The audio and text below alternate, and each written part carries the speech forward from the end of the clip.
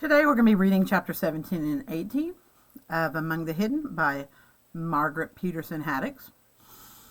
Luke spent practically every second of the next 3 days either reliving his secret visit to Jen or planning another one. The first day, a government inspector came out to examine the gardener's crop, so Luke stayed in his room the entire day. The second day it rained, and Dad spent the morning doing bookwork in the house. The third day, Dad was back in the fields, but when Luke crept over to the back door promptly at 9 a.m. and daringly flipped the light switch, he got no answering flash from Jen's house. Maybe the clocks in her house were slow. He left the light on for 15 whole minutes, terrified the whole time that someone besides Jen might see it. Finally, heartsick, he switched it off and climbed with shaky legs back to his room. What if something had happened to Jen? What if she were sick, dying even, alone in her house? What if she had been caught or turned in? Just from the little time Luke had spent with her, he could tell she took a lot of risk. It had never occurred to him that knowing another person could give him someone else to worry about. He steadied himself by leaning against the wall at the top of the stairs and reminded himself of less frightening possibilities. Maybe one of her parents was out running errands, not working, so they were going home soon. Maybe he tried to think of another safe reason Jen hadn't signaled for him to come. But he had so much trouble picturing her ordinary life that his imagination failed him. He found out the next day when he risked a dash to Jen's house as soon as Jen answered his signal. "Where were you?" he asked instantly. "When? Yesterday?" She yawned, sliding the door shut behind him. "Did you try to come over?" "I'm sorry. Mom had a free day and made me go shopping." Luke gaped at her. "Shopping? You went out?" Jen added nonchalantly. "But I didn't see you leave," Luke protested. Jen looked at him as if she seriously wondered if he had a brain. "Of course not. I was hiding. The back seat of our car is hollowed out. Dad had it custom built." "You went out?" Luke repeated in awe. "Well, it's not like I saw anything until we got to the mall. 2 hours of riding in the dark is not my idea of fun. I hate it." "But at the mall, you got out? You didn't have to hide?" Jen laughed at his amazement. "Mom got me a forged shopping pass, fake shopping pass a long time ago. Supposedly I'm her niece. It's good enough to convince store clerks, but if the population police ever found me in a roadside stop, I would be dead. There you have it. My mom's priorities. Shopping is more important than my life." Luke shook his head and sat down on the couch because his knees were feeling a little shaky. "I didn't know," he said. "I didn't know that thirds could do that. What if Mom and Dad got him a forged pass?" For a minute he could almost picture it. They could ride him under burlap bags in the pickup truck bed until they got into town. Everyone in town knew Mother and Dad. Everybody knew Mother and Dad had only 2 sons, Matthew and Mark. "You went to the city?" he said. "Well, yeah," Jen said. "You don't see any malls around here, do you?" "What was it like?" Luke almost whispered. "Boring," Jen said. "Really, really boring. Mom wanted to buy me a dress. Who knows why? So we went to one store after another, and I had to try on all these dresses that scratched and pricked and poked me. And then she made me get a bunch of bras." "Oh, sorry," she said, when Luke blushed a deep red. "I guess you don't talk much about bras at your house." "Matthew and Mark do sometimes when they're being dirty," Luke said. "Well, bras aren't dirty," Jen said. "They're just a torture device. They're just torture devices invented by men or mothers or something." "Oh," Luke said, looking down. "But anyway," Jen said, with a bounce that propelled her off the couch, "I checked you out on the computer, and you're right. You don't exist. Not officially, anyway. So you're safe, and..." Hearing Jen say it so flippantly, "you don't exist," made Luke feel funny. "How do you know I'm safe?" he interrupted. "Fingerprints," Jen said. When Luke gave her a blank look, she explained. My brother Braun went through this phase where he wanted to be a detective. Not that he ever would have been smart enough for it, and I remembered he still had a fingerprinting kit. So I dusted for your fingerprints on things you touch, just like on TV. I got a really good print off the wall. Then I scanned it into the computer. The computer linked into the national file of fingerprints, and voila! I discovered your fingerprints don't exist. So neither do you, officially. She made a mocking face for emphasis. Luke wanted to ask, the population can't find me because of what you did, can they? But he understood so little of what she explained that he didn't think it would help to ask anything. And Jen was already on to the next thought. And anyhow, you seem trustworthy, so now that I know you're safe, I can tell you about the rally and show you our secret chat rooms and everything. Jen was already leaving the room, so he had to follow just to hear the rest of her sentence. Want something to eat or drink? She asked, hesitating at the doorway to the grand kitchen. I was so surprised. I forgot to be a good hostess last time. What'll it be? Soda? Potato chips? But those are illegal, Luke protested. He remembered reading something about junk food in one of the books in the attic and asking his mother about it. She explained that it was something people used to eat all the time until the government shut down the factories that made it. She wouldn't tell him why, but as a special treat, she brought out a bag of potato chips she had been saving for years and shared them just with him. They were salty, but hard to chew.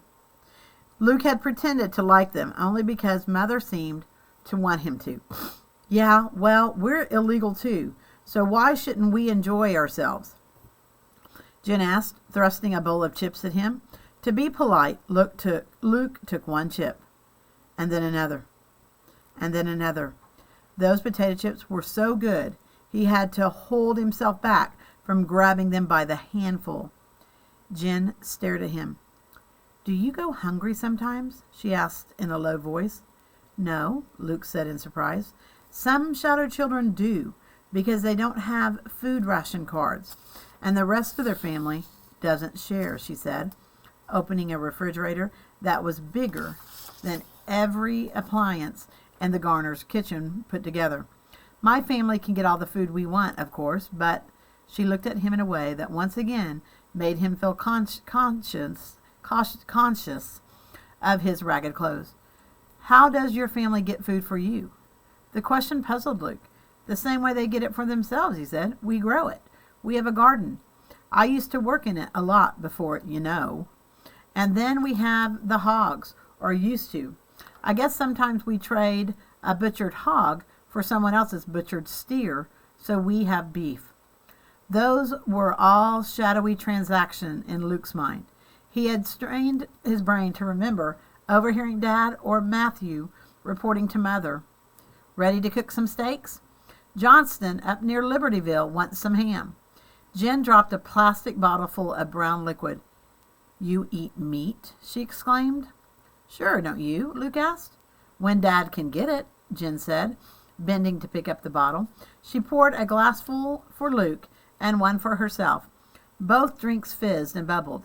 Even his clout isn't that great. The government's been trying to force everyone, even the barons, to become vegetarians. Why? Luke asked. Jen handed him his glass. Something about vegetables being more efficient, she said. Farmers have to use a lot more land to produce 1 pound of meat than to produce a pound of, what's it called? Soybeans. Luke wrinkled his nose at the thought of eating soybeans. I don't know, he said slowly. We've always fed our hogs the grain we couldn't sell because it didn't meet government standards.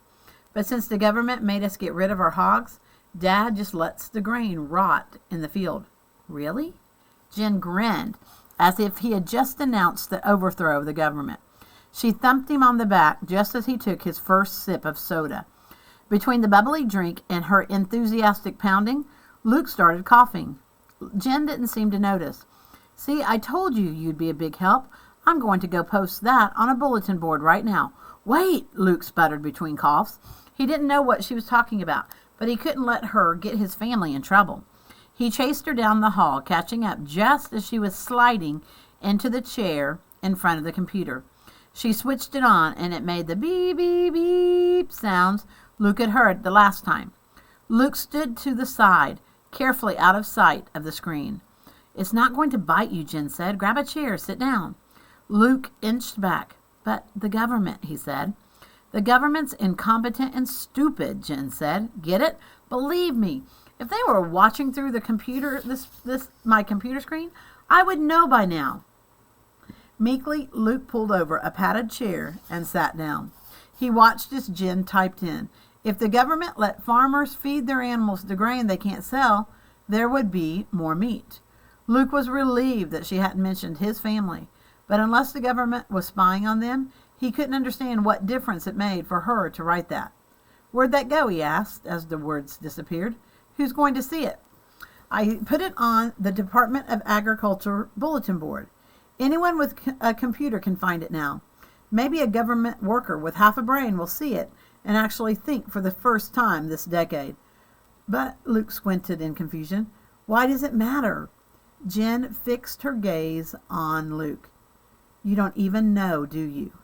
she asked. "You don't know why they passed the population law." "No," Luke admitted. "It's all about food," Jen said. "The government was scared we would run out of food if the population kept growing. That's why they made you and me illegal, to keep people from starving." Luke suddenly felt doubly guilty for the potato chips he was still cramming into his mouth.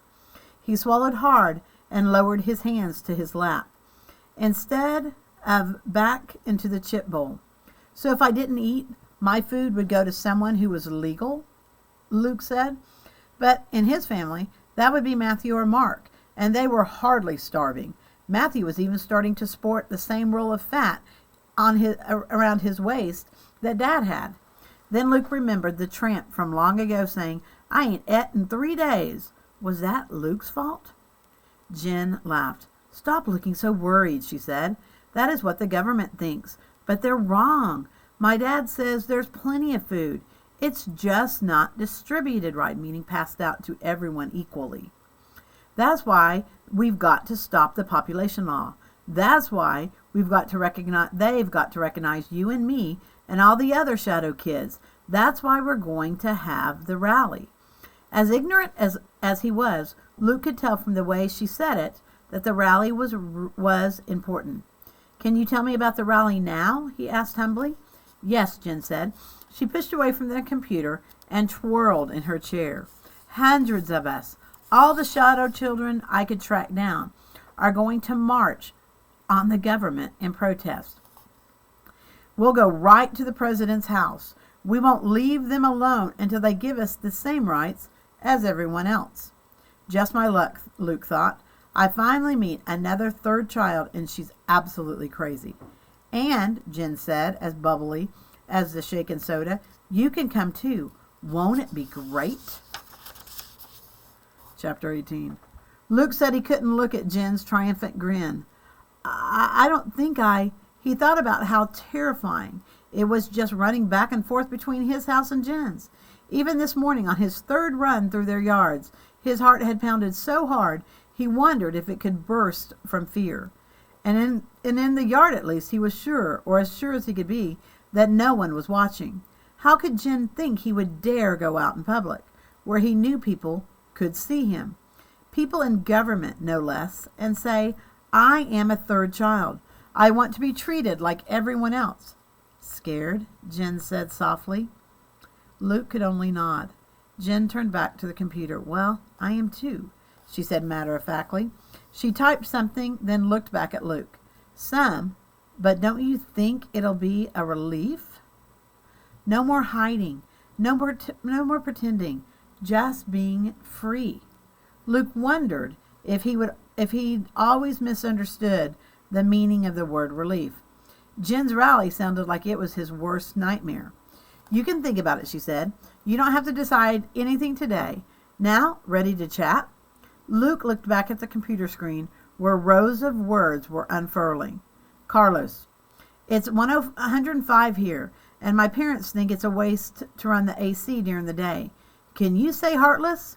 "Sean, Why don't you just crank it up and then turn it off again right before they get home? That's what Pat and I do.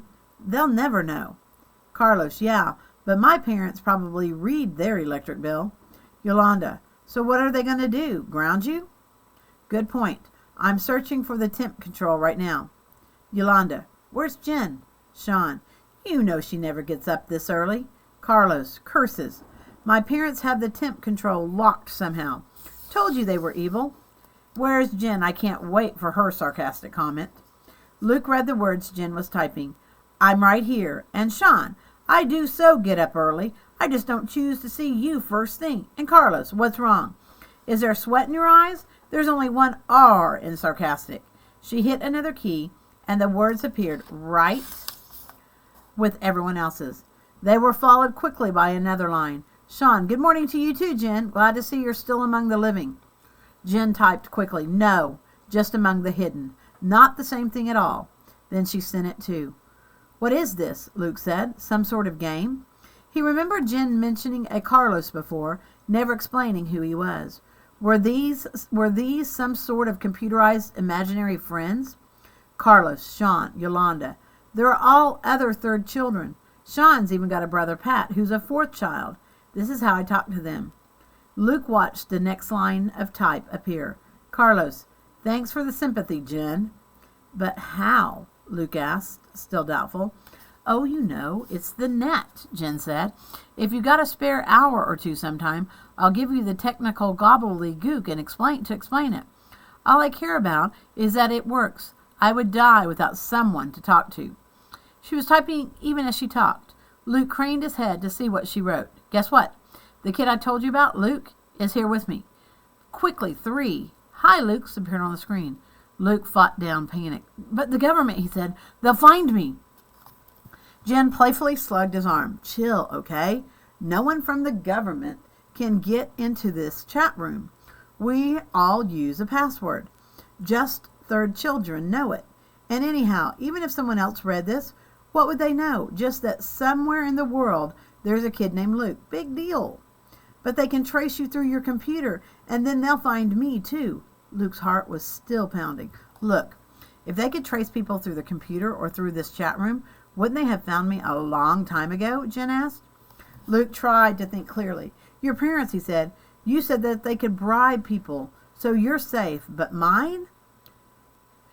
Jen was shaking her head. No, I am not safe, she said grimly. Even my parents couldn't bribe the population police if they found me.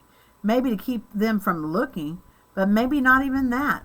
The population police get some ridiculously big reward for every illegal child they find. Why do you think I hide it all? Why do you think we have to have this rally? Everyone ought to be safe, and nobody should have to use bribes just to walk down the street or go to the mall or take a ride in a car. Luke glanced back at the computer screen where the conversation continued. How did all those people find out the password? He asked. How did you? Well, I created the chat room, so I made it up, Jen said. And I know a couple of other shadow kids.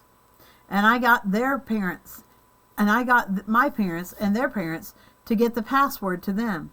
And then some of those kids spread the password to other kids they knew. Last time I counted, I had contact with 800 shadow kids. Luke shook his breath. He didn't even think his parents knew that many people. So what is the password, he asked. Free, Jen said. It's free.